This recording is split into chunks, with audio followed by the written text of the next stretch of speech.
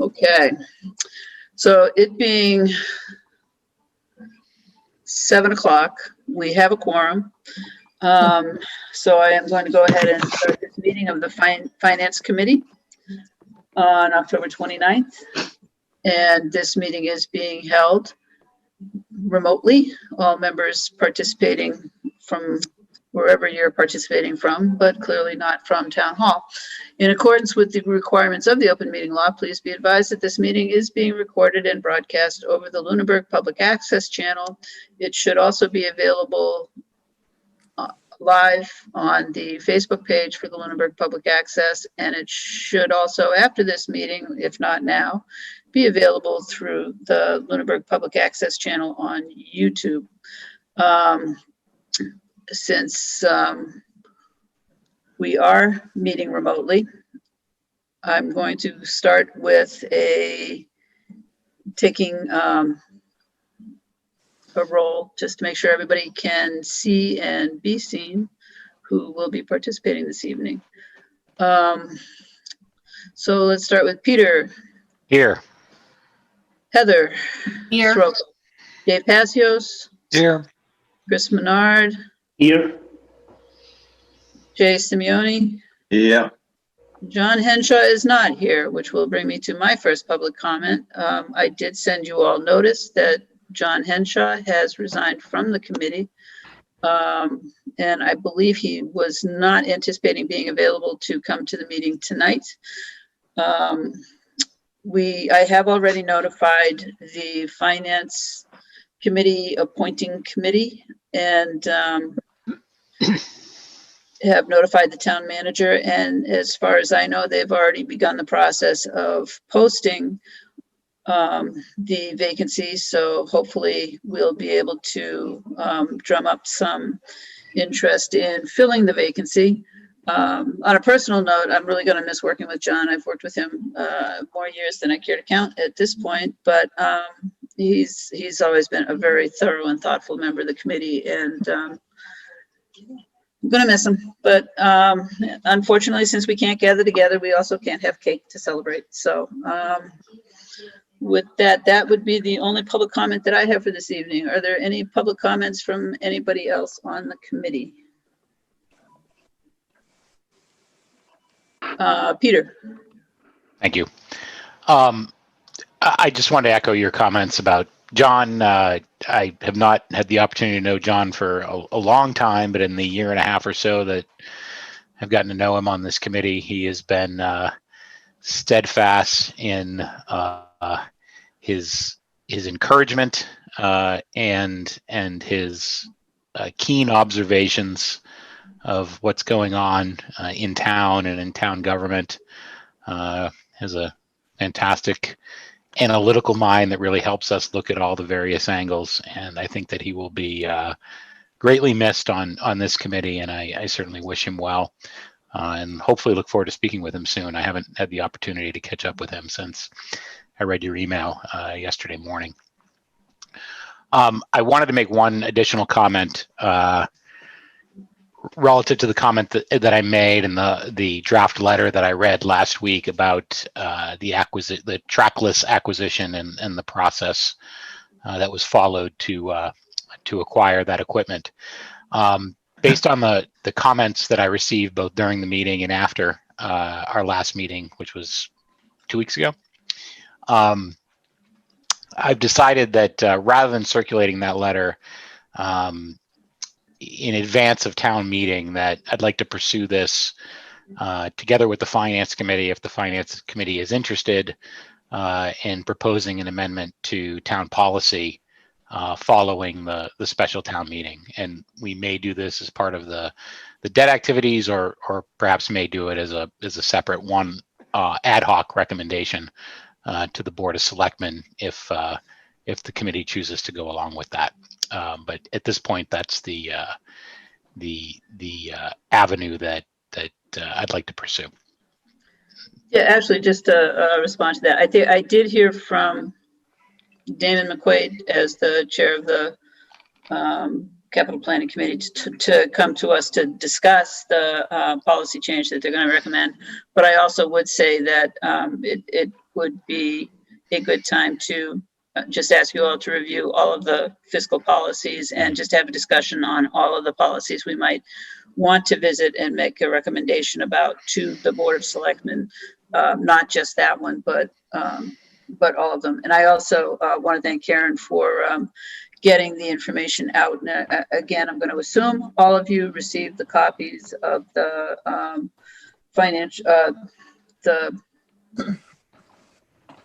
I can do this, the account balances for the grant and other accounts that Karen forwarded. And Chris, I believe you put it in the file on the, Chris, actually, can I ask you, since you weren't here when I first asked Peter and Dave, did you get a copy to post of the streetlight presentation? No, I did not receive one. Okay, all right, thanks. I couldn't remember where we were with that, but. All right, any other public comment from anybody else on the committee? If not, I did invite, I need public comment from the public, actually. I suppose I should go there. Hi, Terry. This is Dave Blatt. Oh, Dave Blatt, I'm sorry. That's yeah, all right. no. I just have myself as Dave, but I did send you, I apologize. I just sent you an email with a presentation and a letter that I was hoping I don't know if I'm going to be able to present during this meeting. That would help You're welcome help you to. guys. I Yeah, you're understand that, welcome but I understand that, but I just was, whether you can hand me the ball and all that wonderful stuff. But anyway, I just sent it to your email. So I don't know if you want to forward it to others just so that they can see it, blow it up and look at it or whatever. Can't get in her email. Yeah, I can't get in my email. But Dave, if you want basically- to, I send can- it to me, I can Yeah, put it up. Peter will post it. All right, Peter, what do you got for an email? That's a good question. What is the local? P. okay. Beardmore. P. Beardmore at Lunenburg Online. Yeah. Okay. All right. I suppose I can do that. No, okay. Thank you. I appreciate that, Dave. Actually, problem. I must confess, when I saw Dave, I thought it was Dave Rogers. And That's usually a phone number. I know it's usually a phone number, but I got a new computer. Maybe he did too. I don't know. So P. Beardmore? Yes. Okay. And if that doesn't work, then I'll be happy to turn over so you can share your screen. That's all right. Yeah, okay. UnibergOnline.com. Yeah, it's not one of those emails I know. I think Dave and I have talked about it. I just all right. I understand. Yeah. Yeah, we could have come up with a shorter name for the town, I suppose. Well, no, it's just I have a town email and I don't look at it. I don't, in fact, I don't even know how to access it. So No, I understand that. That's Going how you- around. yeah.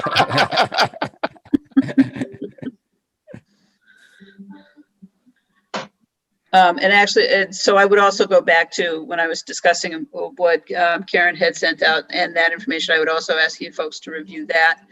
And I think, have incorporate some of that into the discussions around the policy discussions.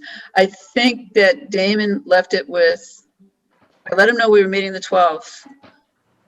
I believe he said that it was okay to not meet in advance of town meeting, that we could meet sometime after that. So probably in December, we'll have a discussion around that.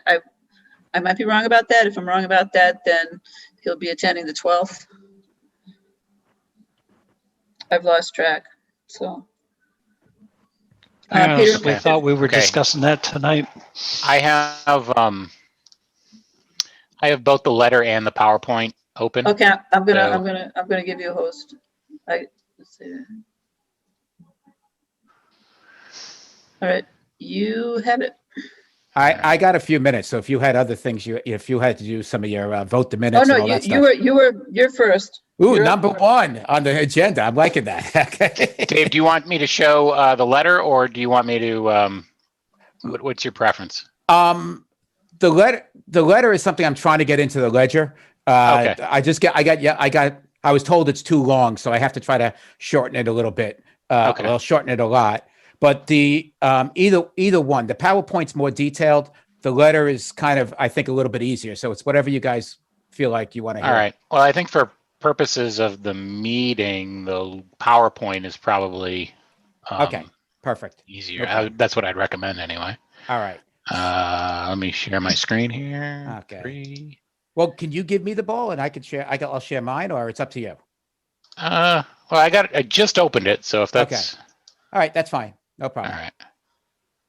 All right. So obviously, you can go to slide 2. Okay, so this is today what we sit at. This is a little bit older data, but just to give you a rough idea of what we sit at. The total charge for the streetlights is around 72.5. I'm just going to round numbers off. We pay about 22.5 of that for the electricity, and then $50,000 a year for a maintenance charge. Okay, so this is the biggest thing that we have. So the charge is to repair and replace lights as necessary. Is that 50,000? Okay, so you can go next slide. So there's 2 options on the table. One is Unitil has given us a price to convert the streetlights for them to, and so they've given us a price of about 46,700 to replace them. After that, they've told us it's a $41,000 charge. Based on the amount of electricity they told us that each one of the lights uses, it's roughly $9,400, $9,500 for the electrical charge. So that leaves us with a maintenance charge each year of about $31,600. And ironically, it's about $31,600 savings a year, because if you add up the difference in the maintenance charge and the difference in the electrical charge, that's what you come up with, about $31,600 a year. Our time to return on investment there is about 18 months on that. The other option is for us to buy the streetlights. The last bid we got from Unitil was about $91,000, $90,800. Understanding though, guys, that this, every time we ask them, the charge goes up. I have not been able to get a straight answer from them or anything that shows us the breakdown of how they depreciate the lights. They do claim that every year they replace 1/5 of the lights, not the whole thing, but just the light, 1/5 of them in the town every year. And that way, that was their way of making sure that no street light should ever go out, because they think that the metal halide bulbs they have today last about 5 years. So if that's the case, they shouldn't have to have any kind of maintenance. So the yearly charge is the same. So the charge for if we were to buy the lights, it would be $90,800 to buy them. The total yearly charge that we would have is going to be comprised of the yearly electricity charge, which is the same, $9,400, and then an estimated maintenance fee. The estimated maintenance fee is based on the same company that's servicing Fitchburg, what they told me they feel it would be for Lunenburg. So if I add those together, I come out to $14,400 a year. This looks at it as that every time they have to roll a truck to fix a light, it costs $300. However, if they come and they fix 2 lights, it's only $400. 3 lights, it's $500. So it's mainly the charge for rolling the truck. If you add those, if you look at that and you subtract that from the $70,000 that we pay now, it's a yearly savings of $58,000. So even with the cost to buy the lights at a higher cost, it's about 19 months till we recoup that $90,800. Hey, Dave. Yep. 2 questions. Sure. First, have these numbers changed substantially since we saw them back in the earlier part of the year? Not the earlier part of the year, but they did Okay. change from the first time I presented this. Yeah, I understand that. Okay. Second question, you mentioned that we haven't seen a depreciation schedule or the ins and outs of the costs associated with the equipment itself, but Unitil has told you that they are replacing the head end lights on a 5-year cycle, which, by the way, I find extremely difficult to believe, but nonetheless, let's assume for a moment that that's true. Do you anticipate that we will find ourselves replacing head end equipment on a regular basis as well, or not? No. So the idea on the LEDs is the LEDs have a minimal 10-year life cycle. But that's the bulb. I'm talking about So that's all I'm talking about is the bulb. That's all Unitil is replacing is bulbs. That's They're not correct. replacing the head end. Well, they'll replace the head end if it's necessary, but they're just replacing the bulb. Okay, so not on a regular, they're not rotating. No, The- the hardware. we can have Okay. equipment that's very old. Okay, In fair fact- enough. In fact, an aside there's certain lights in town that are higher wattage than others, and they could be on the same street. So I don't know if that's because one was an older bulb and they just never replaced it. You know, they keep replacing it with the same Yeah. thing, Yeah. or what the story is. Okay, yeah, and I misunderstood your comment about the 5-year rotation. So No okay, problem. Fair enough. No problem. Thank you. So really what they've told me on the LEDs and the company that's been doing it for Fitchburg is the first year they find bulbs might burn out, and those bulbs are going to be under warranty. However, we still have to pay for them to be replaced, but we'll get a replacement bulb. But after that, they really have done virtually nothing, you know, as far as replacing bulbs for the past 5 years. Because of the lifespan of an LED bulb versus a metal halide. Okay. All right. So if you want to go for the next slide. So cost savings over the next 15 years.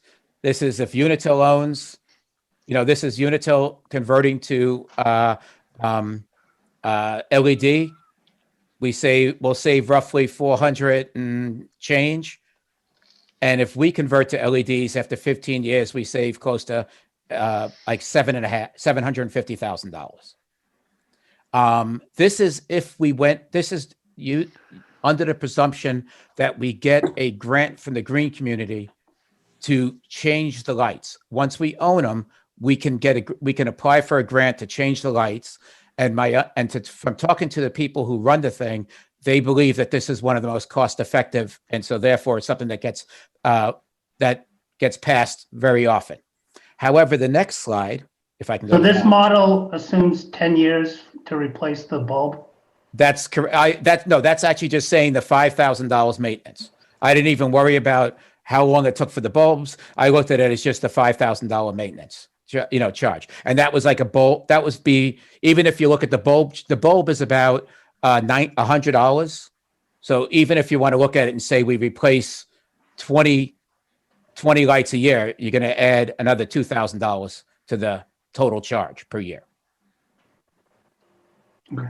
Remind me Okay. how many lights we have in town? What was the number? 366, I'm trying to say, or 369, something like that. Unfortunately, it says that in the letter. Hold on, bear with me a second.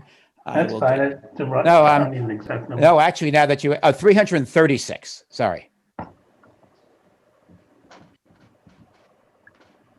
All right, so this is now a better picture.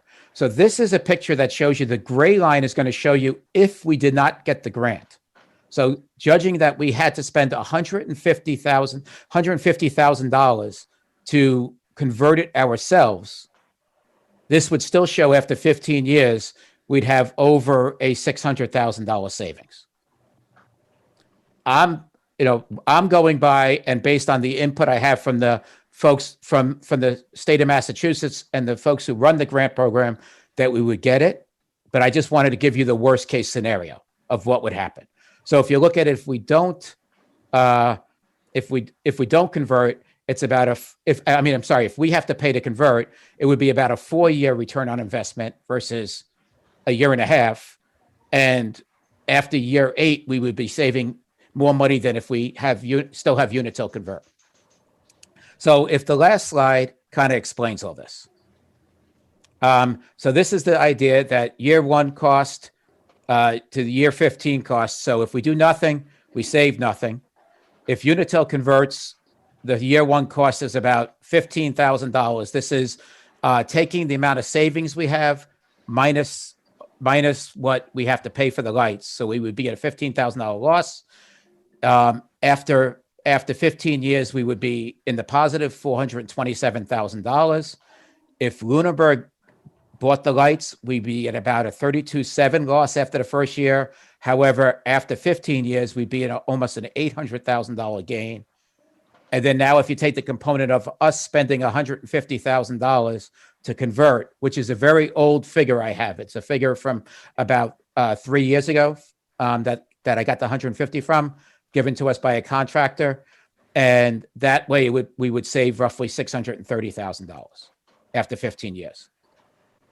So we look at it, I mean, we haven't gone out to contractors to see about how much it would cost to convert just yet because I don't have the lights to do it. However, I'm being told by the guys I have talked to that the cost has gone down. So if you look, that's the other side of things. That it would actually, I would suspect it would be less than $150,000, even if we didn't get the green grant. So, and the last slide, I don't even remember what the last slide is there. Oh, okay. So that's kind of a different way of breaking it down. That's all I did. Yeah. Dave, can I ask a question on the LED lights? What are these, one of these smart lights, or are we looking at a warm or color, a cool light? So what the company would do is put up in the same area, put up 3 lights, a cool, a warm, and whatever, and let the town decide which one they wanted. But does it have the ability to change based on morning and night and? It does. It's not. That would be that's now adding a substantial charge because you're changing the head and you're changing everything else. We could do that and go more, to a more intelligent light system. However, I'm just looking at keep maintaining exactly what we have today. I just know that like American Medical Association was concerned about LED lights, especially with the colors going, especially to the cool colors, I think it was, and the rhythms of the body and the effects on even, animals and that sort of thing. So.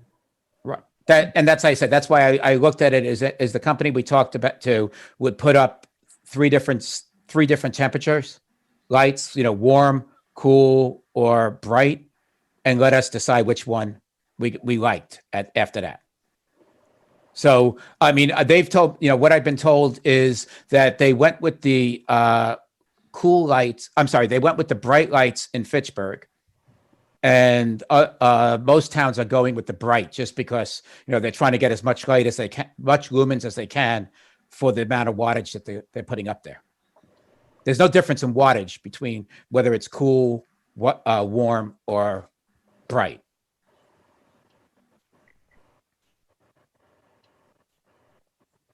And I apologize, Chris. I hadn't heard about that study, but that's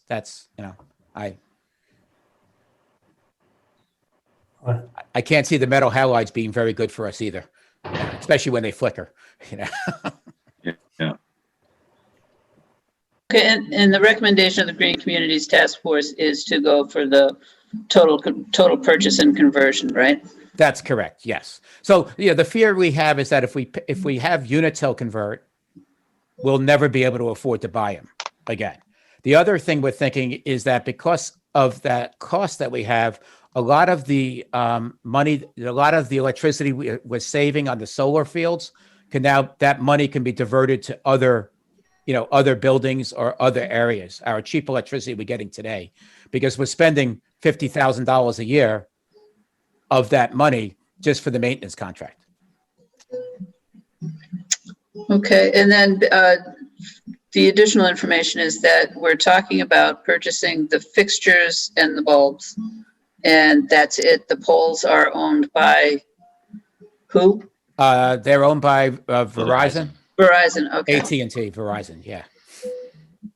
Okay. Do we ever see a situation where we would have to eventually take control of the poles as well?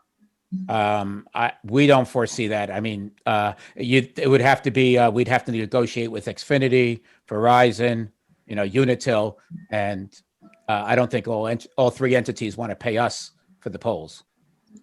No, I can't imagine. No, I think basically that was probably just coming from, as we get more and more wireless going forward and fewer people requiring any kind of landlines for most things. I just wasn't sure where we were going with that. Well, I'd be excited if Verizon ever gave me internet. Yeah. It's down. I don't know about you guys, but high speed is a relative term here. That's true. Yes. I've got Verizon. It's good, but you pay for it. It's not Oh, cheap. okay. All right. It's good. I don't have that option. So, Yeah. You're on the wired side of town, though. Peter. Right. Yeah. Any other Um, questions for Dave? Oh, yeah, I'm sorry. Go ahead, If I Dave. may. Dave, I know we spoke about this briefly in one of the Green Communities meetings a long time ago, but I'm wondering if you've seen any data and or cost on the, I'm just going to call them smart fixtures that actually communicate with a data center that would transmit the actual kilowatt usage of each fixture rather than this estimate based on day length and so on and so forth. So you'd have a real number that yeah. you'd pay on electricity. So Dave, I actually have there. I have a couple of customers that actually build those systems for me. And what you're doing is they have on the top, they have something they call the top of the light a Cobra head, and on Yep. top of that there's a little beacon, and that beacon is what we see today that does the daylight, and it senses the night. All it is replacing that beacon with another style beacon. It's just the cost of the system it's a long way to get to an ROI. It's usually seen with municipalities that have over 2,000 lights that they see it being a quicker return. Unfortunately, I don't think Lunenburg, we don't have enough areas of where we'd want to dim or things like that, I think, in town that will justify it right now. And Thank you. guys, I forgot to mention one thing. There is a cost associated with this, and I got to mention that the cost that we do have is that obviously the town now would have to negotiate a private maintenance contract, and we do see that the Green Committee does see that as an additional burden on the town manager and the people they have. And our proposal was that some of the savings that we're proposing would go to help, whether it's a part-time or a contracted person, to help when it comes to the negotiation of some of the contracts. Okay. Just to hop on briefly, Peter, I don't know if you've been looking, but if you could just check and make sure we don't have anybody in the waiting room.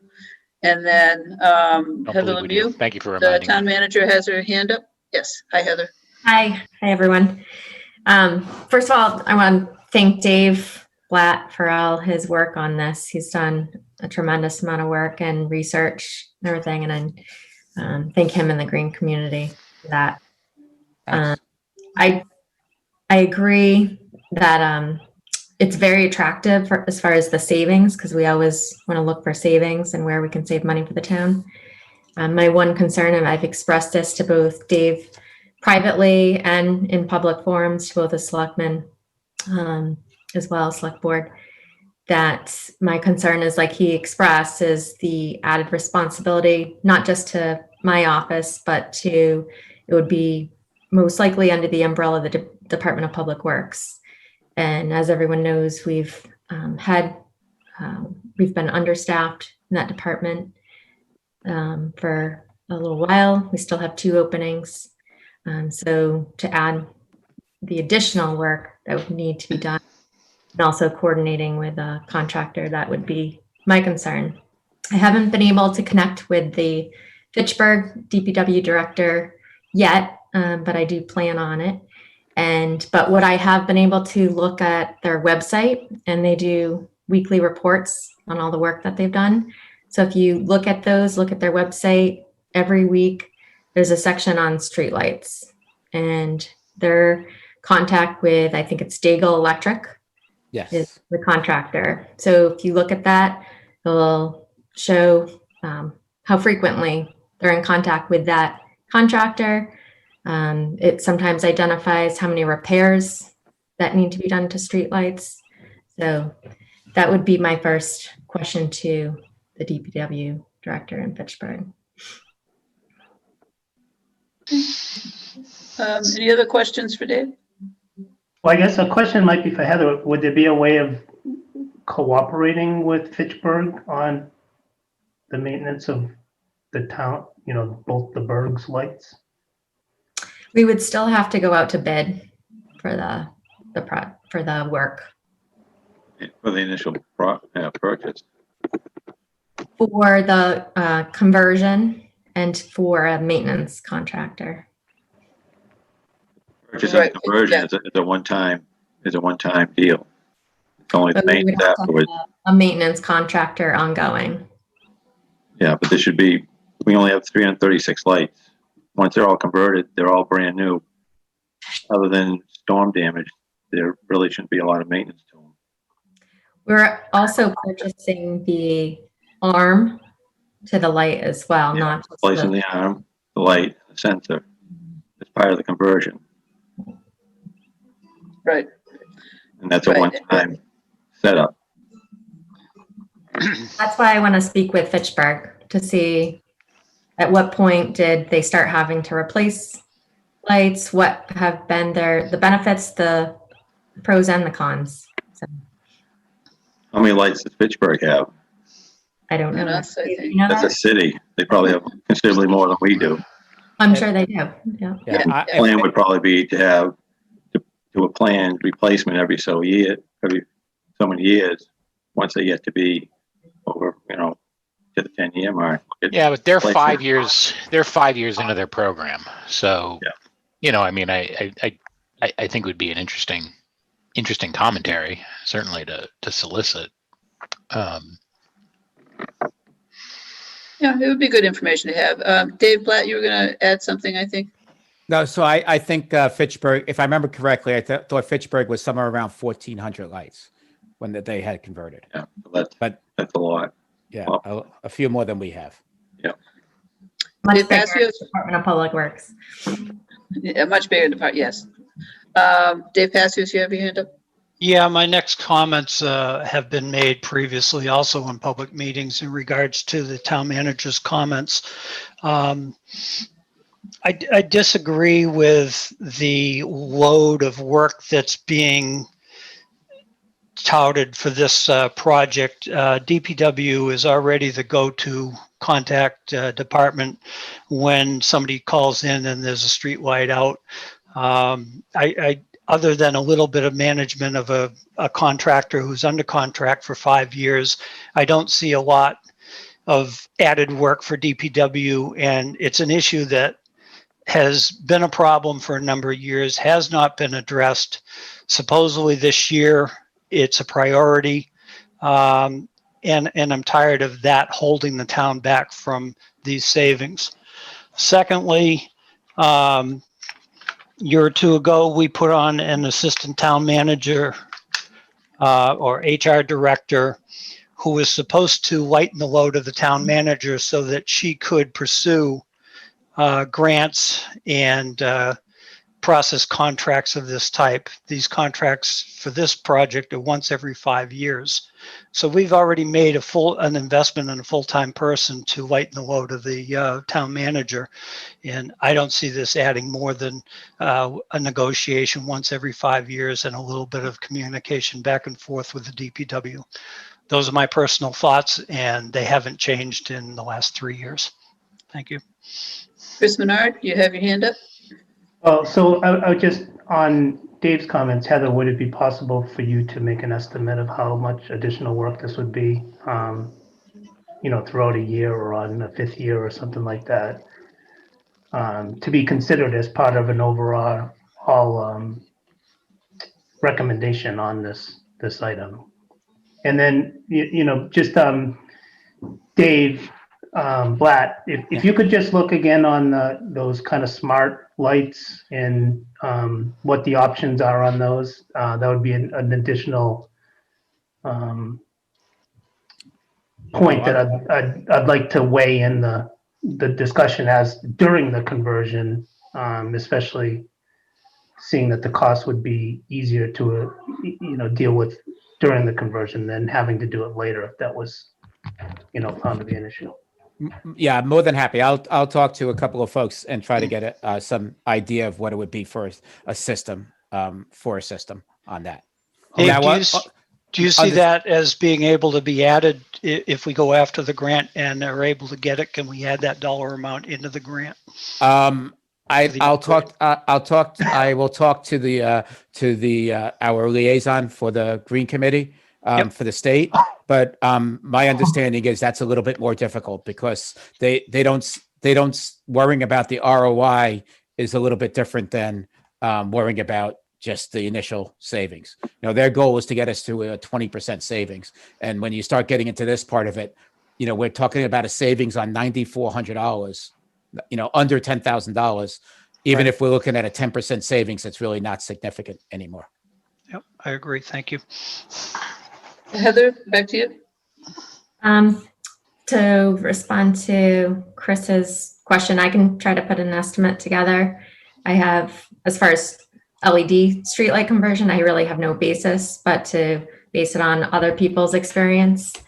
So that's why I wanted to talk to the Fitchburg DPW. I can talk generally as far as time that it takes to put together an RFP. And it all depends on the type of contract too, as far as how much time contract administration takes. So something like the pay-as-you-throw program is much different than other types of contract where there's contract administration. And in regards to the length of term of contract, it would be every 3 years. Sorry, I stand corrected. Thank you. Just one quick question. Is Littleton a good comparison town also? I mean, they converted more recently than Fitchburg. So they would have- actually, my understanding is Littleton's the opposite. I think Littleton had Unitil convert it. They paid for Unitil to convert. Okay, I thought they were on their own. I thought I apologize if it's Electric. not Littleton, but I know one of the other towns in Massachusetts about our size that Unitil services, which is not that many. Townsend. Townsend was the one. Sorry, Townsend was the one. Thank you.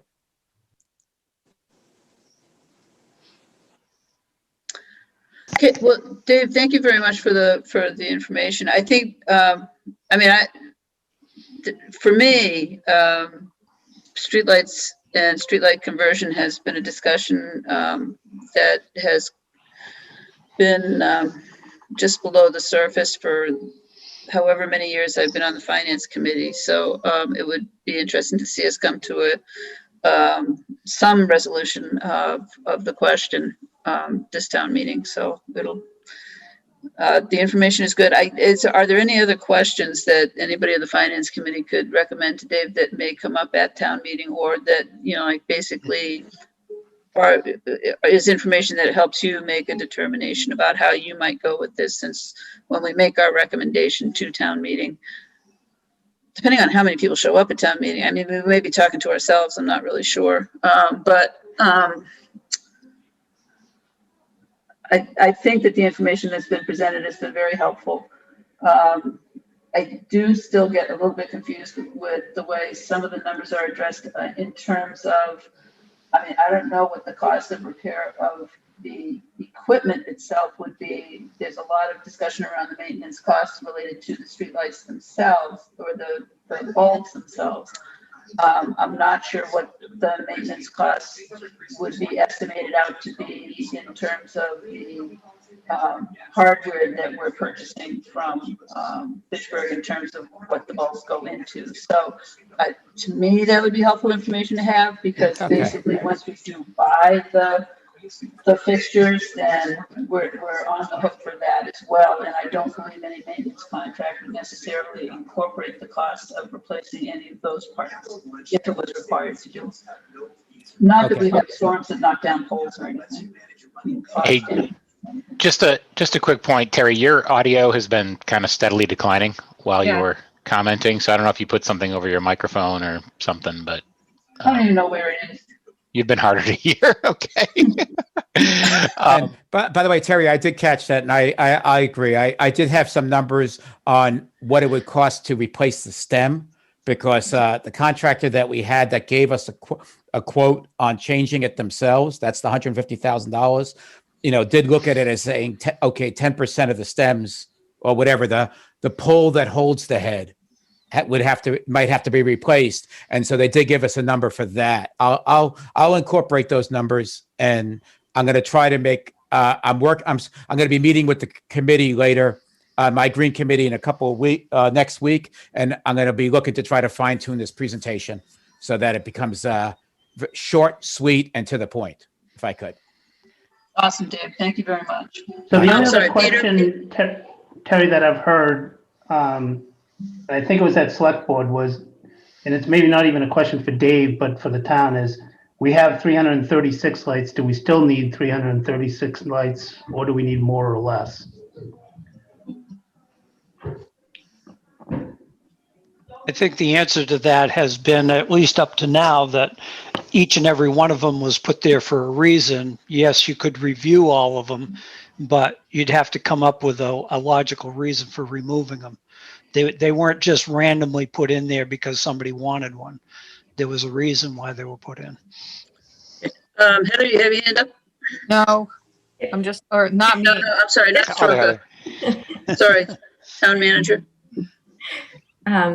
The response I gave to that question at a select board meeting was that I would have the public safety departments review those if there were any suggested ones to be removed before anything like that was done. And I think most, I'm sorry, if I can comment here. I'm sorry, Peter. No, My go ahead. understanding is exactly that. The lights that we have are because of, traffic situations at certain intersections. We have had, I think, 2 lights added since the first time we looked into this. I think the original number was 334. We're up to 336. I did ask, but they said all I got was because they were asked for. One of them was by Keating, the bridge going towards Keating, if you're yeah. on Reservoir Road. And I don't remember where the second one was, but that's where we're at. Okay, Peter, you were waving. Thank you. I have a comment and just sort of a question about how we're going to proceed with this. My comment is, I agree with virtually everything that Mr. Passio's said with respect to the finally taking advantage of the opportunity to do something about this, about the streetlights. This isn't just a financial decision for the town, but there's also an environmental and just energy efficiency story here that we ought to be looking at. And this is happening all across the state, across the country. There was an article in the Boston Globe this past week about conversion of streetlights. They're including in their conversion gas lights in Boston. Thankfully, we don't have to deal with that. But I think that this is something that we should pursue just as a matter of good progress in our town. Procedurally, it doesn't sound like we're at a point where we're going to make a recommendation this evening. We've only got so many weeks between now and town meeting. There were some questions asked tonight that we need to get answers to. Is this something that, Terry, you anticipate on a first meeting in November agenda, or when do you think we'll be ready to make a recommendation on this? I think we could do that on the 12th of November. That would be the meeting, that would be the week before town meeting. And I don't see at this point a reason to add any meetings to the schedule in order to meet next week or anything. Okay. If we get through some of the other, if we take a look at some of the other articles and we decide that maybe we want to add a meeting, we can certainly do that. But yeah, I was thinking that on the 12th, we could just basically use that meeting to run through most of the articles and again have, and I did go back and check my email. I had invited Damon to come either tonight or the 12th, and he accepted for the 12th. Okay. So, and we can certainly start to discuss that tonight if the energy is there to do that. But otherwise, I would say I'm happy to entertain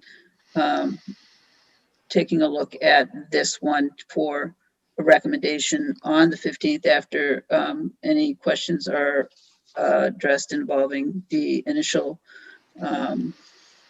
what it would take to get the initial RFP out, any of the contract management questions, and also for my own personal edification, the costs associated with replacing any of the hardware around the light systems themselves. Is there anything else that anybody wants to make sure that we have addressed on this issue for the 12th for any recommendation that we might make going forward? I'm just excited to finally have it, addressed. So I just remember, like back in the day when it was initially brought up and how hard it was to get information even back then. So Dave, you've done yeoman's work and the Green Communities Task Force has as well. Finally bringing this to a point where we can vote on it. Thanks, guys. And Thank I'll you, look, Dave. I appreciate it. And I'll talk to a few folks, do some research. I'll look to get you a basic cost, of a bulb, a head, and a pole for a light, so the three components you would have to possibly change type of thing. Okay, and then when the conversion occurs, I'm going to assume that the cost of the conversion includes all of those components. Is that correct? It does not include, it's basically does not necessarily include the head and the pole. It includes the bulb. And when you say pole, you're not talking about the whole standing wooden No, pole. I'm talking about the Yeah. pole that Right. holds the The pole arm. that holds the light. The arm. The The arm. arm. Thank you. The The arm. arm. Yeah. Dave, quick question on that. I mean, I drive through Littleton every single day of the week, Monday through Friday anyway, and they've got totally different heads on the end of those poles. So I So question I think why. Dave, I think you're right. I think it is the whole head that goes with the LED light. Yep. The piece on top stays the same. That they don't replace, but the head itself has to be changed just because of how an LED works versus a regular light. Are you sure Okay. about that? I'll verify all of that for you for the committee. Because it clearly, the ones I look at when I drive in every day and coming home, they're going to be lit pretty soon because of the time change. It doesn't look like any of the head is still there because it's so compact. There's no way part of the head can be there that I'm seeing. Okay, well, if we can get that info, that would be awesome. Okay. All right. I appreciate you looking further into it. My pleasure, guys. Hey, I'm just excited to try to get, hopefully anyway, whichever way the town wants to vote, I just think we need to do something, even a $35,000 savings a year I would hate to give that up too. At some sure. point right now. Sure. All right. All right. Do you want me to let you get on with the rest of your meeting so you can get home before, well, I shouldn't say that. So you can get done before 10 o'clock. Yes, that would be sweet. Thank you so much. My pleasure. Thanks, guys. care, I appreciate Dave. the Thank time. Thank you. Thank You Dave. got it. I'll see you Monday. You got it. Talk to you. Take care, guys. Okay. And then basically, I think before moving on to the warrant articles, I think I'll just skip over to the town manager and finance reports, and then we'll address any articles that anybody might have, just on the chance that the town manager might have any presentation of information that will help us with any of the articles. So, and I guess mostly to that would be, did we happen to hear anything on whether or not we're doing stormwater? That's still going forward as far as I know. Oh, okay. Okay, thank you. I wasn't told otherwise, so if it was news to me. Bound to attract 5 people that we'll need for quorum. The only updates I have were related to the warrant. So I don't know if Karen has any wanted to go over.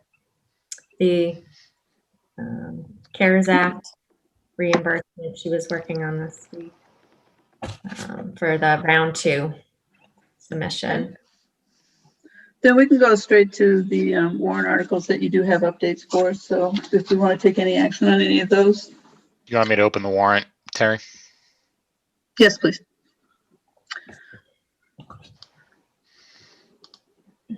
Okay, so the warrant was finalized at the last select board's meeting, and the articles were reordered so that the Oh. streetlights.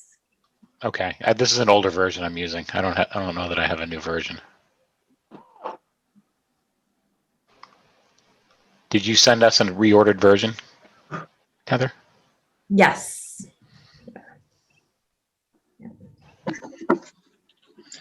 Let me see.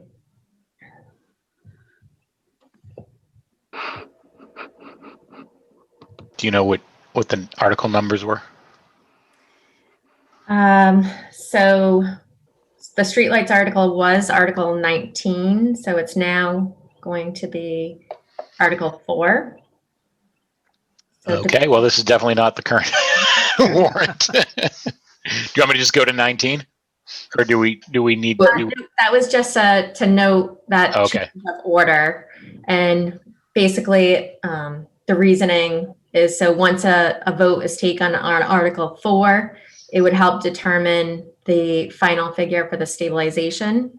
Right now, my recommendation was the 212,000.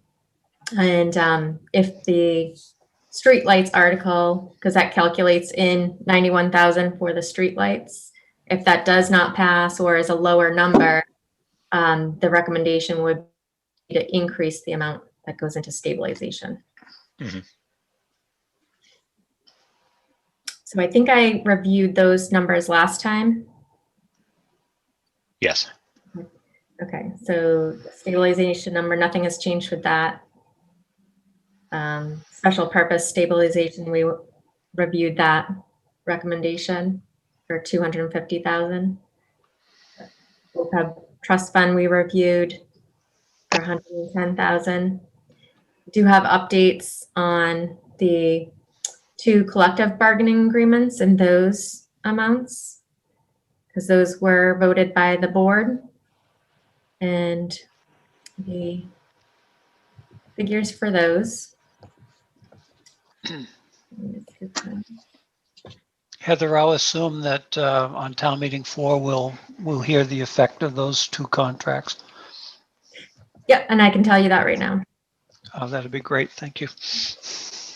You don't recall what the collective bargaining article was, will you?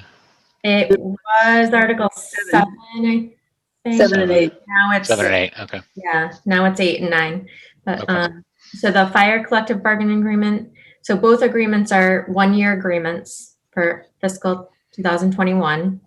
The funds are already within the operating budget, so it's a transfer from the salary reserve account.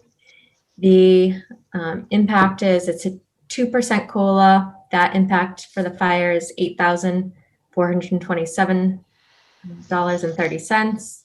It creates a longevity that moves from a percentage to a flat rate. That impact is $2,536.27.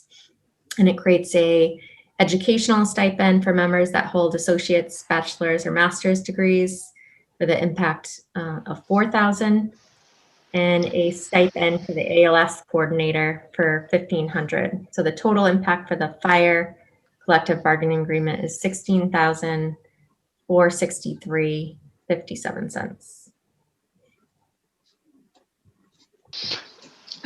And that's for the current fiscal year?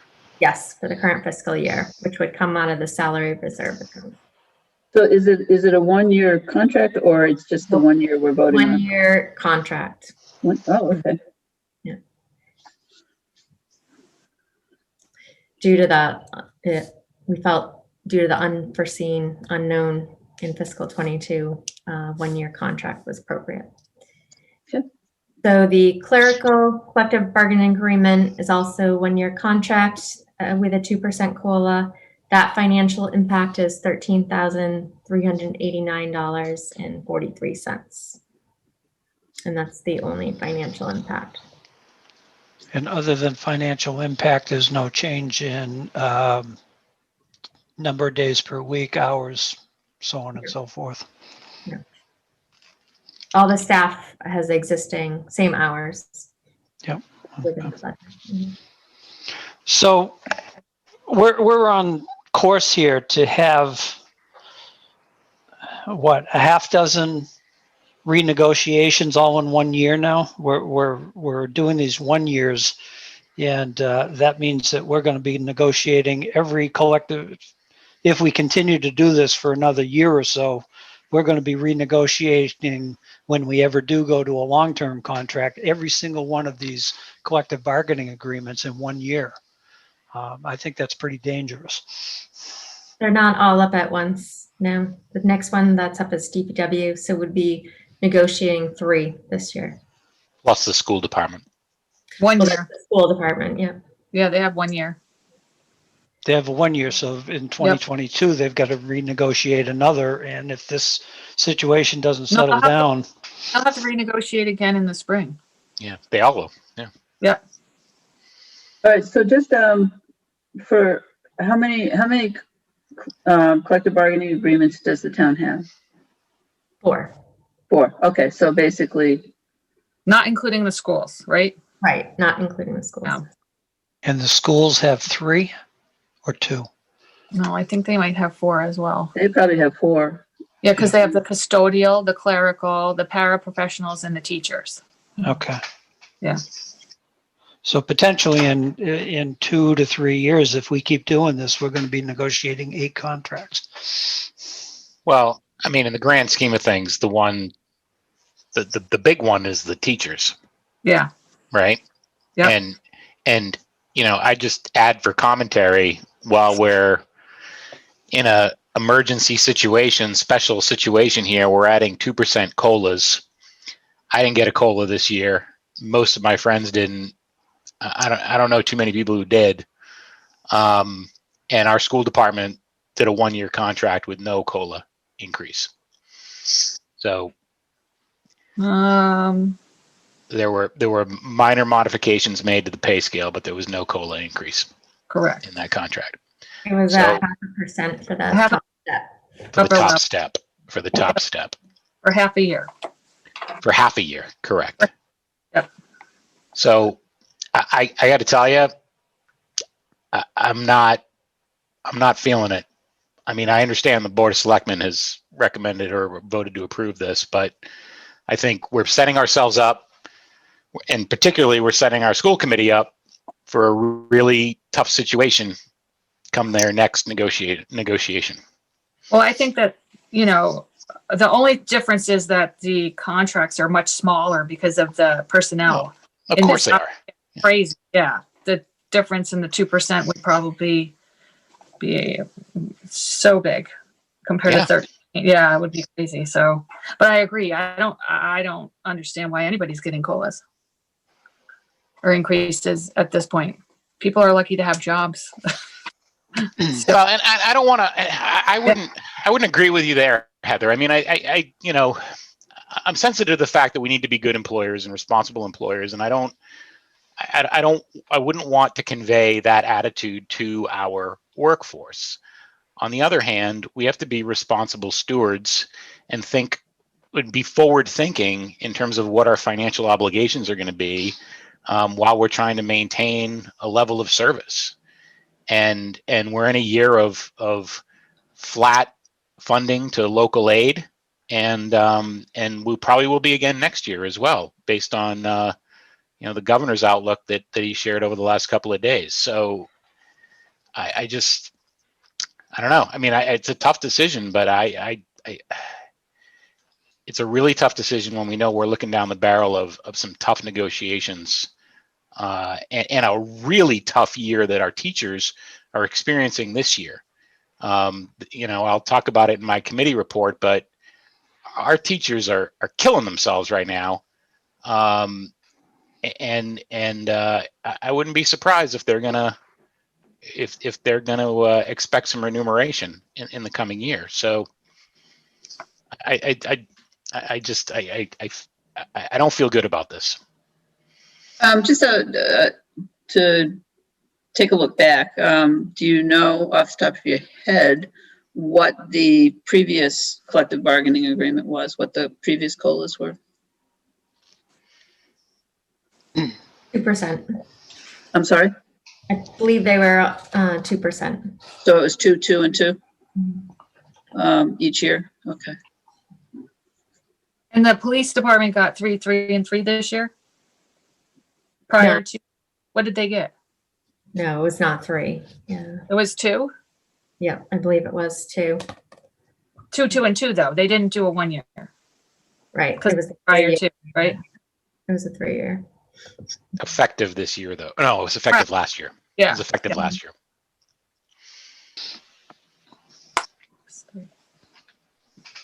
Okay. Anything else on those two articles? Okay. Any other updates, Heather? Let's see. We're still working with Bright Farms.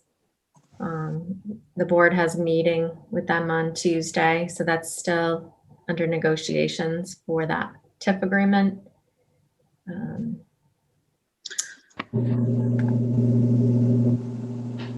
Yeah, I probably will, and probably after we go through some of them, I will want to take a look.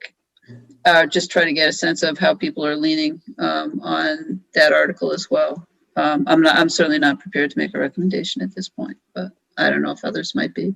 I hope by the 12th that will be finalized for your next meeting. So What the actual numbers are. that's the goal. Heather, is that your hand up or is that, Oh, I was touching my face. no, there's like a white hand on your, On me?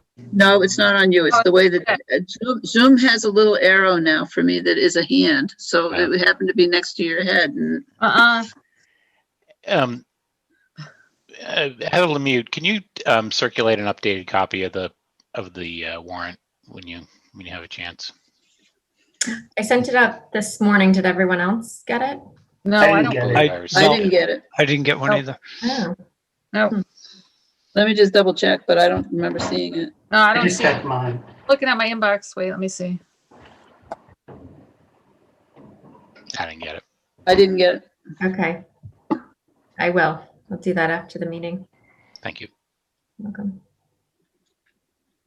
And 250 Howard Street, the board is also meeting on that parcel on Tuesday. And they will have before them an agreement, a tri-party agreement between the buyer, the seller, and the town for the donation of that piece of land for conservation. So we'll be voting to accept the donation. That it's on the agendas that they necessarily don't have to vote on the donation at that time. They'd have to vote on the right of first refusal and to sign the agreement. So that- town meeting doesn't have to vote to accept the land. It's not a requirement. It's on the agenda. So on the warrant, I'm sorry. So it's a discretionary thing. Conservation land falls under a different Mass General law that's not required to be voted on at a town meeting, but we typically have. Interesting.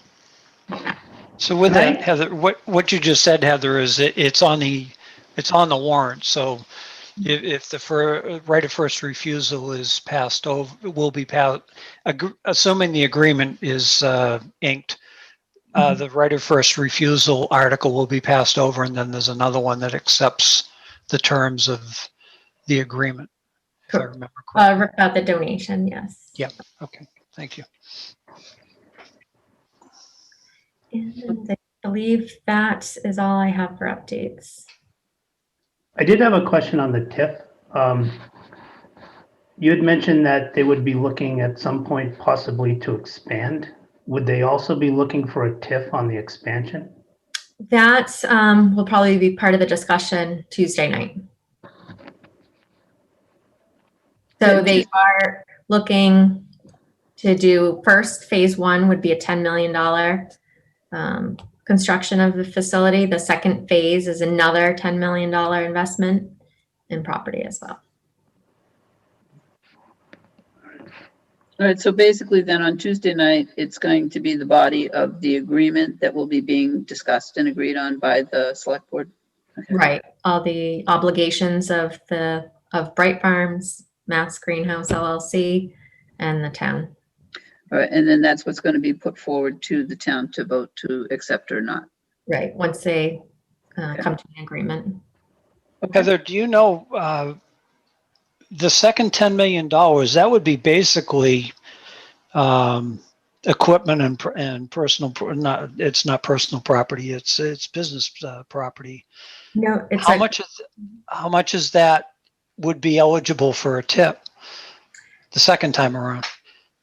From what my understanding of the project, and just talking to the land use director as well about it, is the second phase is basically a whole replica of the first phase building, but would be more lettuce production instead of more office space.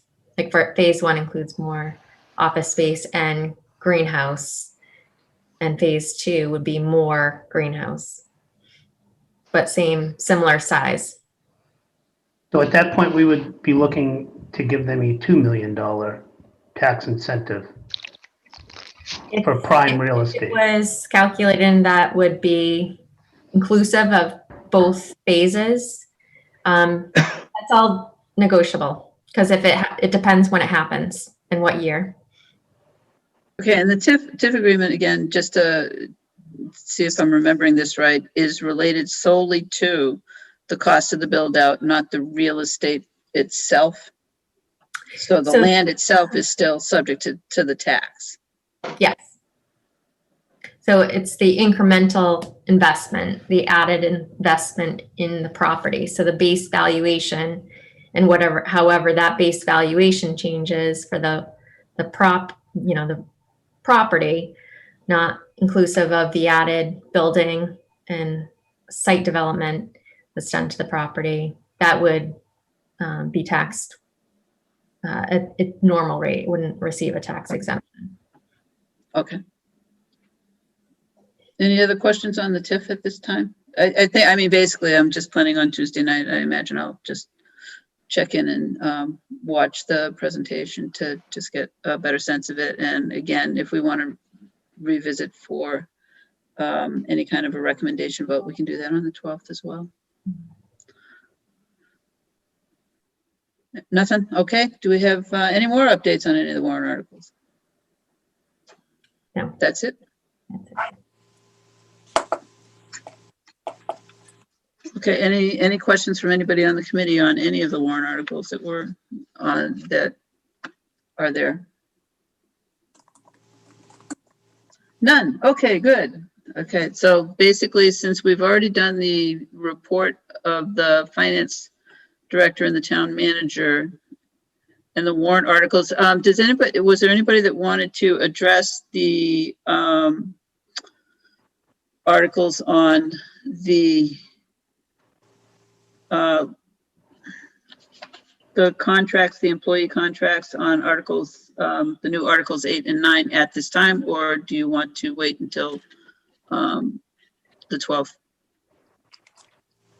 I'd prefer to wait. I don't think there's anything necessitating a vote. Oh, at this yeah, point. there's nothing, there's no rush to get a recommendation out at this point since since the packet has already been sent off to the printer. Do we have copies of an outline of the agreements? Heather, Heather's you muted. muted?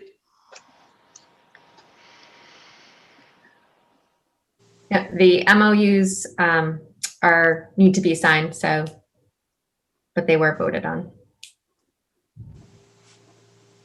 Okay. So they haven't been circulated. Okay. When do you expect that to happen? I hope within a couple days. Yeah. Okay. I think it's important that we discuss it thoroughly at the next meeting because, if there is a strong feeling that we don't agree, or at least part of this committee disagrees with the negotiated contracts, town meeting will be the only opportunity for the voters to say, no, we want it renegotiated. So it's a yay or nay at town meeting floor. And if it's a nay, it goes back to collective bargaining. Mhm. Or another incentive to get people to come to town meeting and make quorum. Right. Any incentive, basically. Just to make sure we at least start with quorum, that would be sweet. All right, well then we can put aside the warrant articles for the evening. Dave, I know that, I don't know if you feel particularly before we get into committee reports. I know that you expressed that you thought that, we were going to be talking about the capital planning, recommended changes. Is that something that you want to present some information on and in advance, or would you rather wait until Damon's here to have a discussion? Yeah, I think it'd be safer if I had my notes gathered, I probably would make a presentation of some sort, because my understanding during our discussion capital planning meeting was that the reason it was coming to this meeting was that so it could go from this meeting directly to the Board of Selectmen as a separate item, not as part of an overall policy, debt policy or policy review like we're talking about doing. My feeling was that it was something that needed to be moved forward much quicker than an overall review of policy. So I thought it was going to be reviewed here, so it could be discussed and maybe acted on by the Board of Selectmen at their next meeting. Obviously, that can't happen now, so I'm not sure.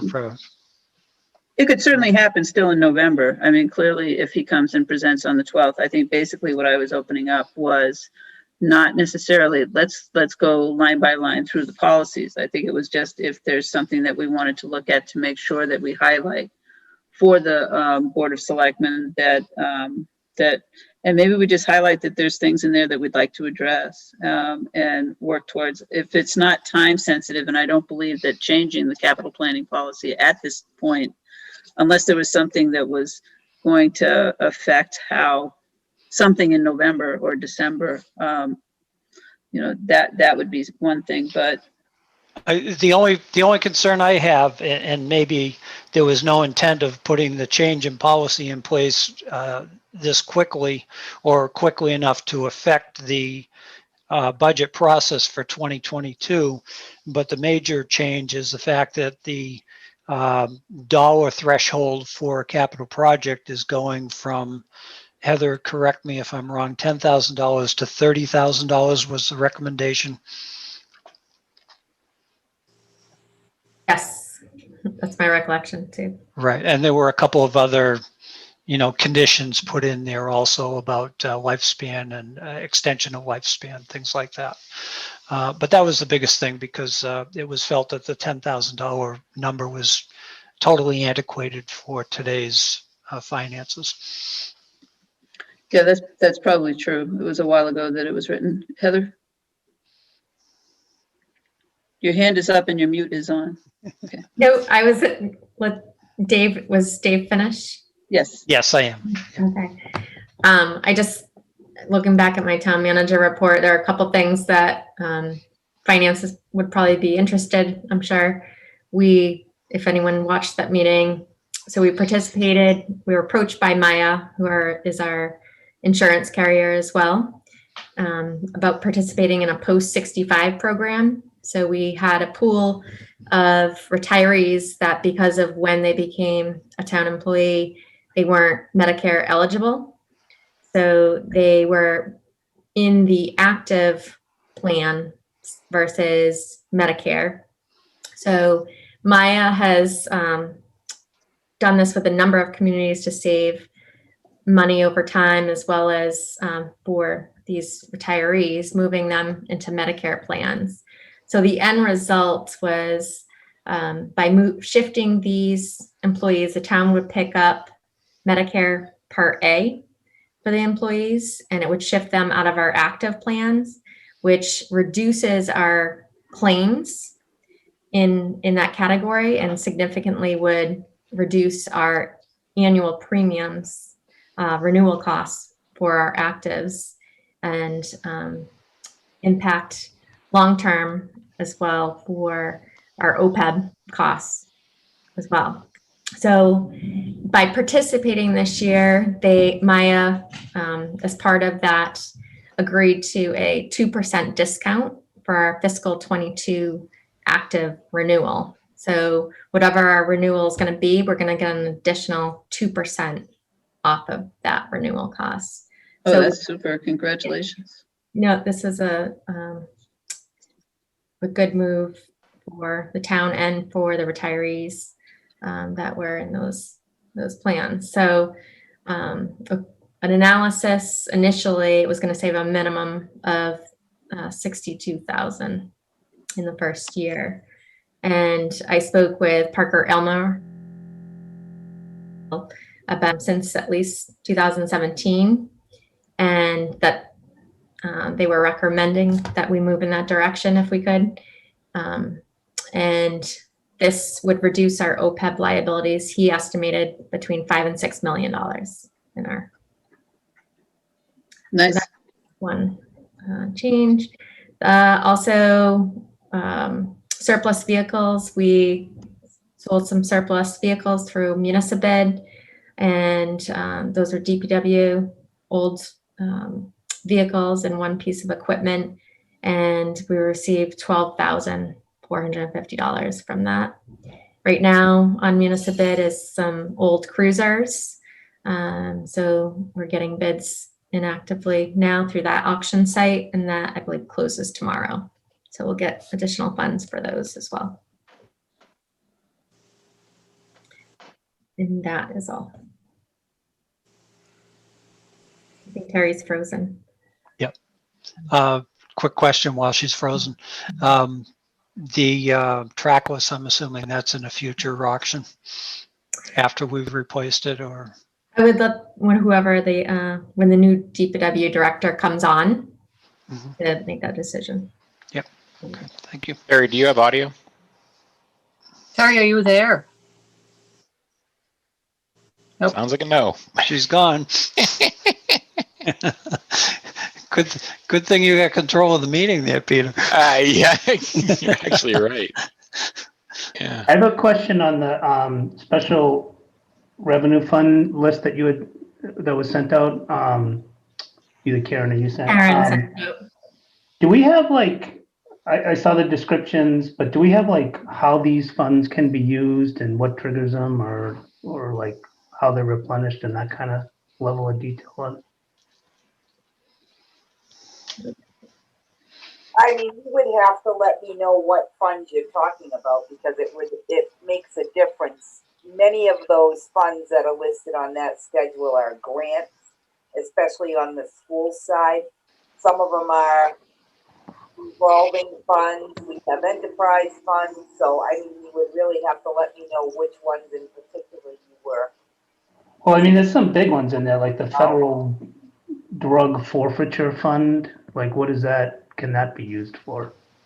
Drug forfeiture, that's a revolving account for the police department, and typically the funds that are received into that account are federal funds that are received from the government as a result of drug investigations, and they can basically use that money for anything that relates to that operation.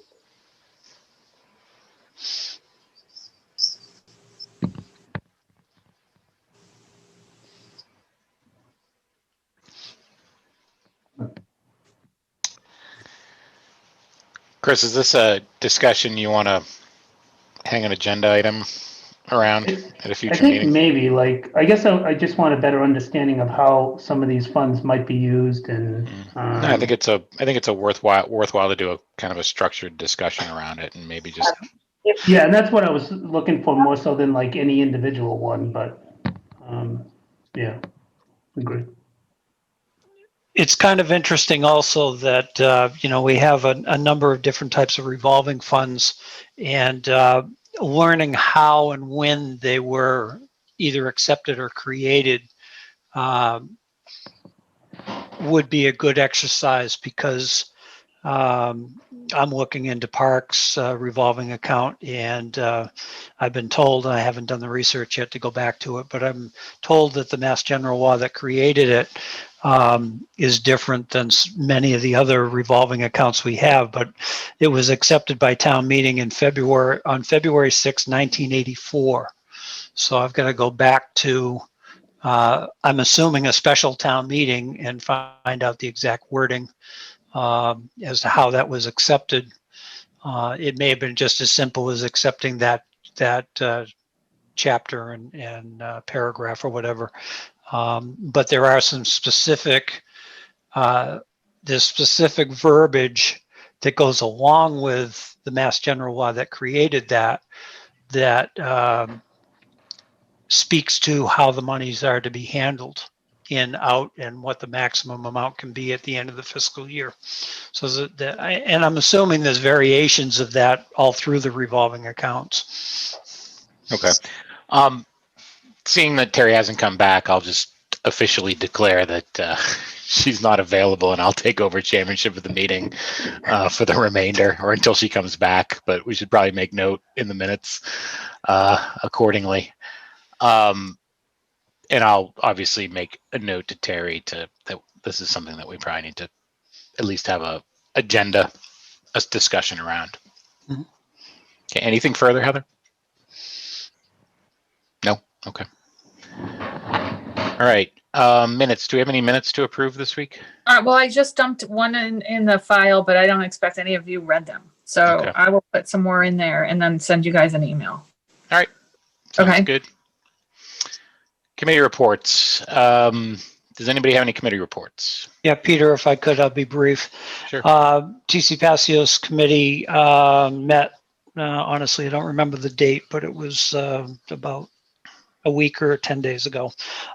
Anyway, we are in the process of finalizing the adjacencies and the floor plan for the building. A letter and the final floor plan was distributed to all of the departments and entities involved, asking them to review the final plan and to sign off that either they were totally okay with what we're about to sign off on as a committee, or if there were any minor changes, please note that, so that at our next meeting, I believe this coming Monday, we're going to review all those responses and as a committee sign off so that the architects can start crunching the numbers. Let the record reflect that our chairperson has returned. Okay, let's see. That was only 2 minutes. Terry, we're on committee reports, and Yeah, David. yeah, I figured that from Dave's discussion. But thank you. Sorry, the power went out briefly, so. Yeah, and capital planning, we pretty much discussed already earlier, so I don't feel there's any need to report separately on that. The school committee met on the 21st of October, and there were substantial discussions around school improvement plans and curriculum. There was a couple of items that are of budgetary concern that I think are worth mentioning here. First, in a discussion that we had in our meeting, over a couple of meetings actually, about hardware that may be required for live streaming from classrooms. It was reported at a previous meeting by the town manager that the town's technology director had applied for a grant, I believe at around $200,000. Yep. The exact number escapes me. Apparently, the grant specifics were misread, and the deadline was missed to apply for that grant. So I don't. Deadline. So he missed that deadline? Apparently. Oh, come on. Apparently.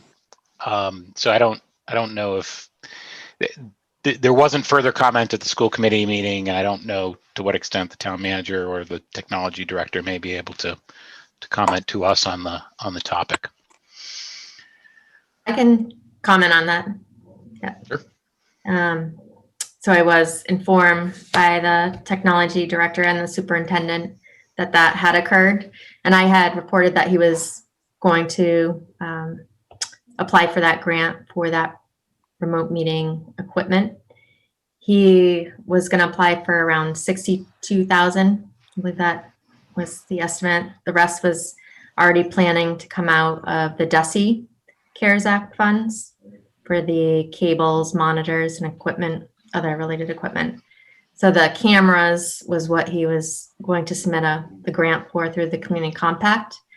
And ultimately, the timing would not have worked out the way the school needed the equipment.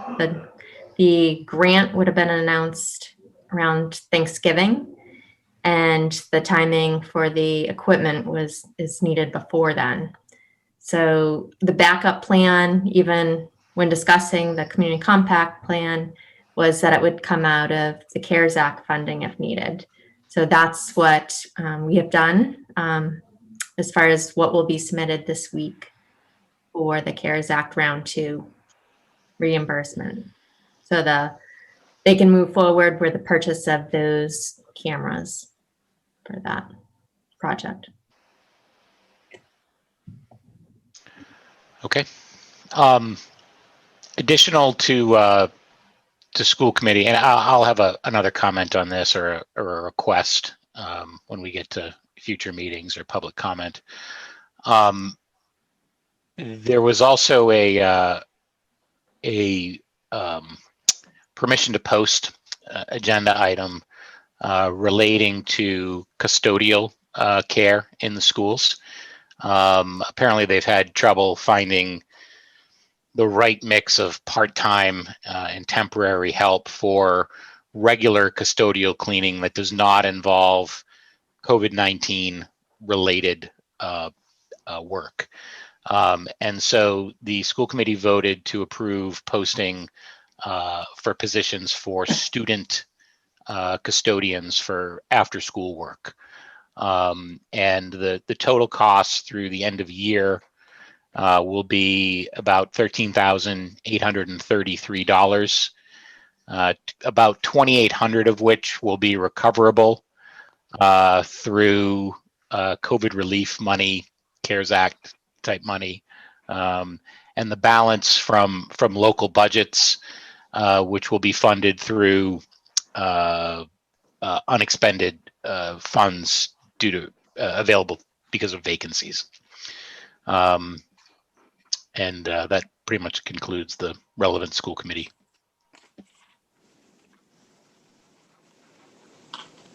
Any other committee reports?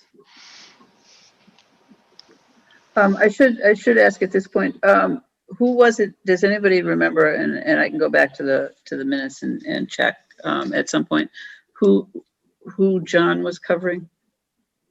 Police and fire. Yeah. It was police and fire, so it wasn't there weren't any other committees or anything. So okay. And actually, I don't know if people had an opportunity to watch the last select board meeting to see the new chief was appointed permanently. So that was nice to see that continuation of. So I assume then that means that now there's going to be some more movement within the police department to fill vacancies up the chain. All right, so if there's no other committee reports, did you go through minutes or there were no minutes? There were no minutes. They're in the, there's one in the file, but nobody had time to read it. Okay, thank you. Then with that, is there any public comment from anyone on the committee at this time? I just have a request for future discussions. And first is I think that it's probably time to have a look at or request a view of where we're at with respect to CARES Act reimbursements and available funds. I understand that there's a fuse for the end of the calendar year with respect to CARES Act funds. And I'm curious as to where we're at and what our intentions are in terms of fully taking advantage of those available funds. And secondly, I'd like an update on capital expenditures that were approved at the annual town meeting, just to see where we're at in the process of making those acquisitions and capital improvements. I saw Karen unmuted herself. I wasn't sure if she had something to say about CARES Act funding. I thought she gave us an update at the last meeting. No, I know, she just unmuted herself again, so. I can give you an update on the town side of the CARES Act funding, because we actually have to submit for the round 2 reimbursement tomorrow. I actually just finished putting everything together.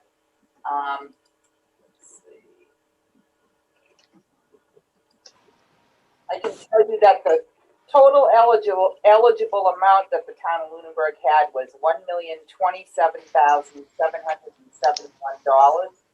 We submitted in round 1 for $147,421. The round 2 submission is $282,112. So there's still a remaining balance available to us at this point in time of $598,238. And then basically the type of spending that we would have to be doing in order to avail ourselves of those funds would fall under what? The types of requests that we can submit for are, let's get to that. We can submit for first responder payroll expenses. One of the big ones that we do submit for is PPE. One thing I will say is the CARES Act right now is funding 25% of the cost of the PPE, with the rest coming from FEMA. There may be a change to that because of changes on the federal level where FEMA will only cover 75% of the cost for PPE for first responders and not for like public employees, teachers, town hall staff. So hopefully the CARES Act would make up the difference and fund those PPE costs at 100%. But that determination hasn't been fully made yet. So all of the submittals that we've done under the CARES Act only fund our PPE costs at 25%. So the requested money from the CARES Act is only for 25% of the full costs of the PPE for all departments right now. Right, so is there other funding from FEMA that we're also having to report out? Well, it's based on the same types of expenses, like the category of expenses under the CARES Act, which is, it almost mirrors the monies that we're able to submit for reimbursement under the FEMA funds is, as I said, first responder costs, accelerated capacity. So like any of the laptops or Chromebooks, we actually submitted in this submittal that we're sending to the state right now. We submitted for $95,000 worth of a Chromebook purchase for the school department. So it's IT costs, it's all of the Zoom costs. It's one of the other things that's in here now is that remote meeting coordinator, the payroll costs to have him through the end of the year. So those are some of the costs under the PPE. Then there's the cleaning and disinfection of public buildings. There are the social distancing members that we, for the plexiglass and those sorts of things that we put up in the public buildings. There are school distance learning costs for planning and development, including IT costs. There are election expenses. There are Board of Health expenses. any education, well, signage that's related to COVID. I mean, the list is pretty extensive, but It's pretty extensive but narrow, yeah. yeah, But it is. there's- It is. It's extensive but narrow is correct. I guess my hope is that we're thinking creatively here, and my understanding, I could be wrong here, but my understanding is that when it comes to CARES Act funds, particularly when you're buying physical items, that we need to have delivery of those items before the end of the year. Is that correct? Yeah, it is correct. One of the things that we did find out, and it was more on the school side for some of the funds that they have, because they actually placed the order for the Chromebooks back in June and Right. haven't received delivery of them yet. But we have been told, according to the business manager, that there will be an exception allowed for that, given the fact that the order was placed way back in June and we just haven't received delivery. Okay. So I guess my thinking is, you know, particularly when it comes to IT and technology and stuff like that, like, are we really stretching our creativity here in terms of ways that we might be able to leverage technology to make the administration of government and education and all the things that we do, given the restrictions that we continue to operate under today, to its fullest extent?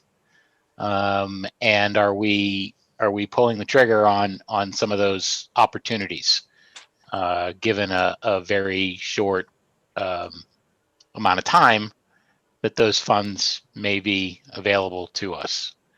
There's almost $600,000 that is available that a little bit of creativity might be able to find a way to put that to use.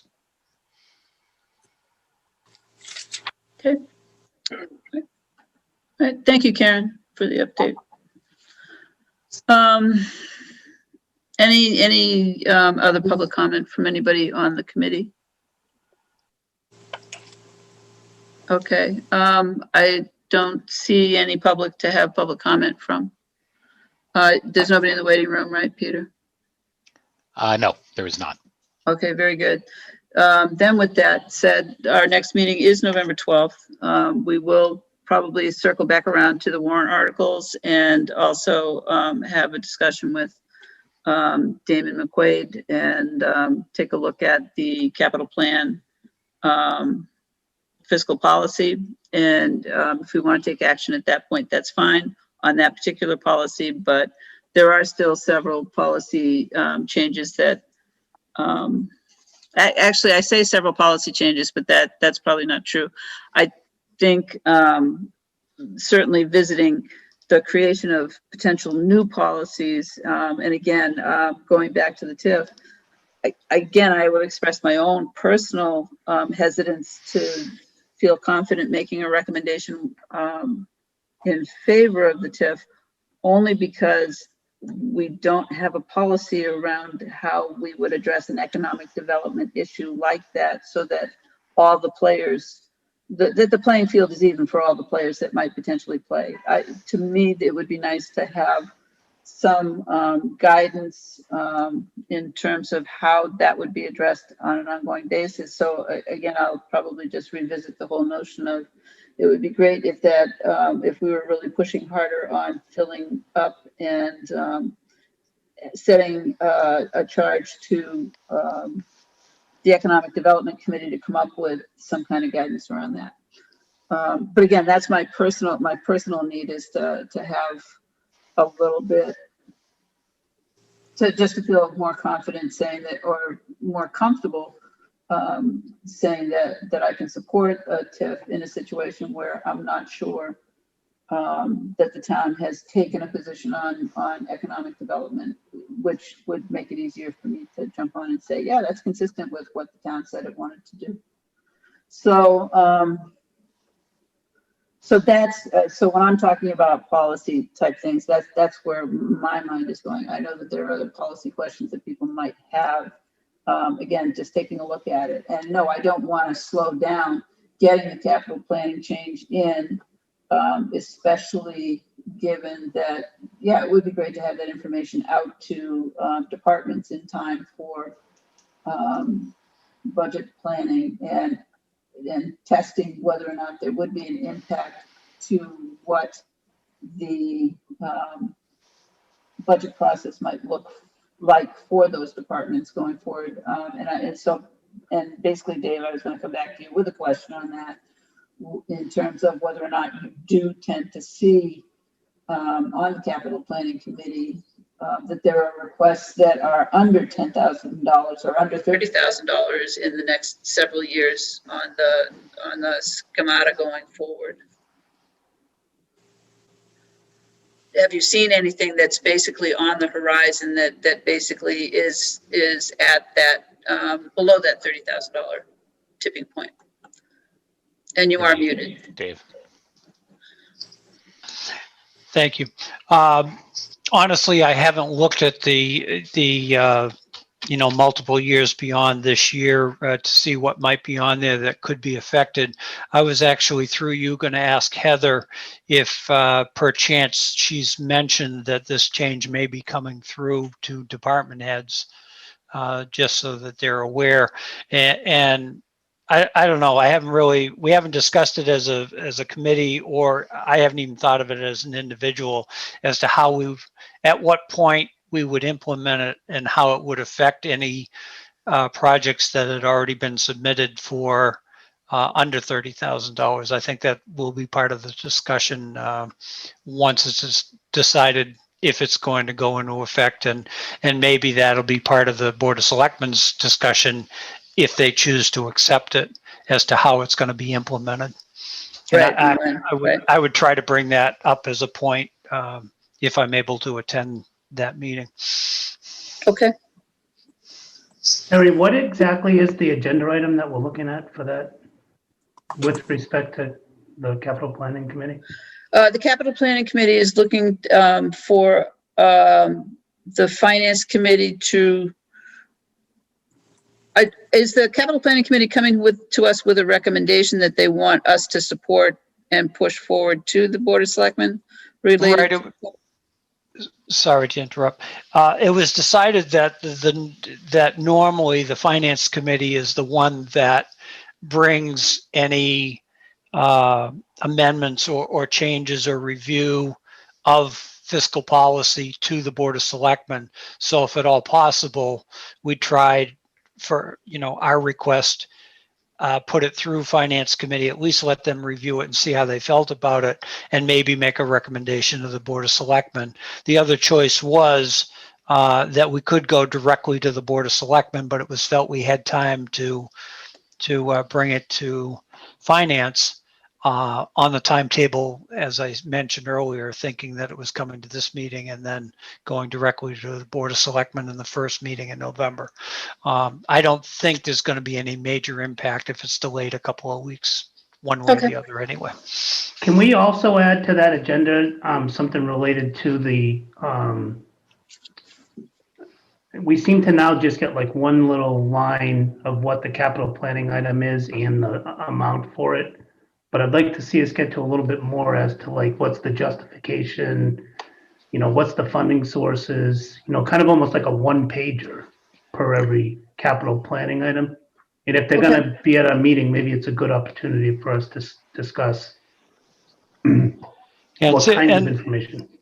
Yep. And see that what you just said is part of the responsibility of the capital planning committee to weigh those items, especially, and I've been very vocal about the possibility of grant money being available or alternative funding available as being something in my mind that will knock a project maybe one step down the list. And I understand. I think for transparency, if that kind of information is available to be distributed to the finance committee or the town in general, it never hurts. Yeah, I think, and again, I'll go back to, and Chris, I did appreciate the document you put in the file on another town's presentation. And the fact that, and I think it's basically not so much to say, you know, like, why are some things on the list and some things off, but this is on the list, this is being recommended, this is, and then the whole setup that they have from that town, I don't remember the town. But basically it had a picture of, you know, like what we're talking about, and it had this is all of that, just all of that information on what we're recommending to approve, I think is what Chris is asking about. But I could be wrong. So Chris, you may correct me. Yeah, no, it's something like that. And even like a longer term view of it, more than, 1 year, what's the 5-year view of it? And, Yeah, no, it would be a good place to have that kind of discussion with. And Chris, what that will bring back is what you pretty much had to do before the charter was changed and we went to a total dollar number being voted at town meeting. Capital projects used to be individual articles. So you had to present all that information for each one of those articles to get it to pass on town meeting floor. So again, like I say, for transparency and full information on each item, I don't disagree with what you're suggesting. Just for my own information. So you're saying that when they wanted police cars, that was a separate warrant article? Yes. So each item, oh, interesting. Okay. Well, for a long time, we always borrowed for that stuff too. So there That's was true, a so, whole right. borrowing element. We're in a lot better financial health nowadays than we were 15, 20 years ago. All right.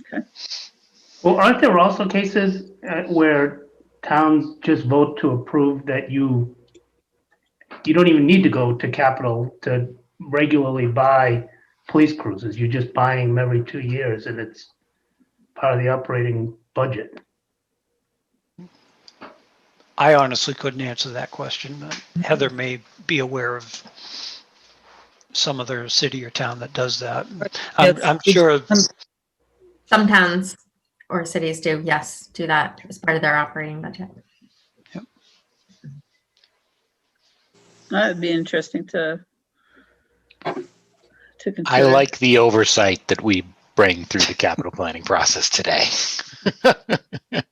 Well, I actually appreciate that it's a much longer look forward than we used to get when I first joined the finance committee. That, you know, like, okay, so we'll vote for a fire truck. Oh, there's another fire truck next year. We had no idea. So yeah, the longer look ahead has been very helpful for me.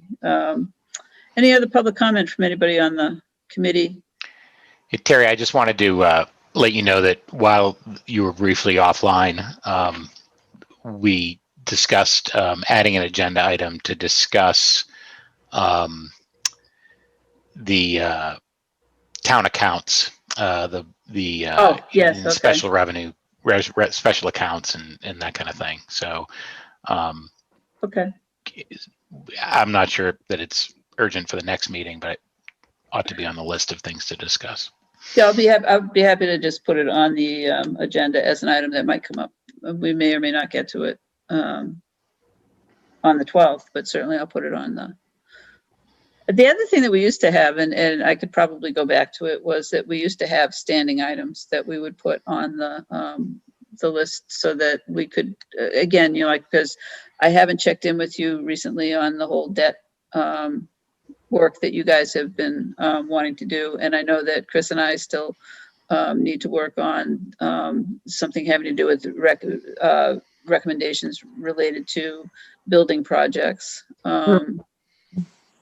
So I should probably start to put stuff on the agenda just so that if it might come up, but certainly I would definitely highlight if there was anything that we were going to be taking any kind of action on. With that, okay, so we have a long agenda for the next meeting on the 12th. And after that, it will be a special town meeting. So it'll be nice to see you guys in person. That would be sweet. So I'm looking forward to that on the 17th. If that's the night of town meeting, all of a sudden, 17th.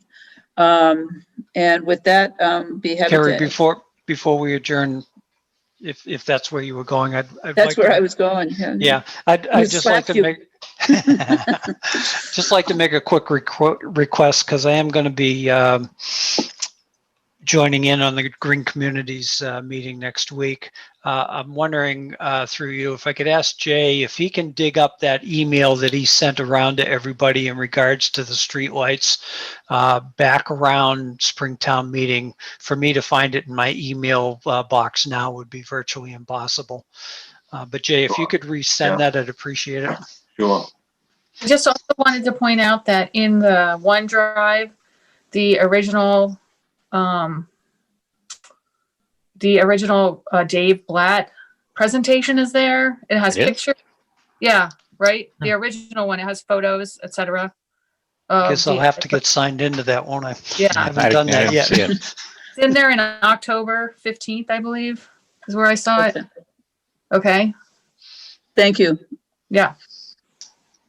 Then with that, I'm still looking for a motion to adjourn. So moved. Second? Okay, thank you. All in favor, Peter? Aye. Heather? Aye. Chris? No. Jay? Aye. Dave? I Okay, Chris, before I vote yea or nay, you wanna take that back? All right, I'll change my vote to yes. Okay, and I for myself, thank you, everybody, and see you in a couple weeks. Have Have a great night. Good night, Thank- everybody. Happy Halloween.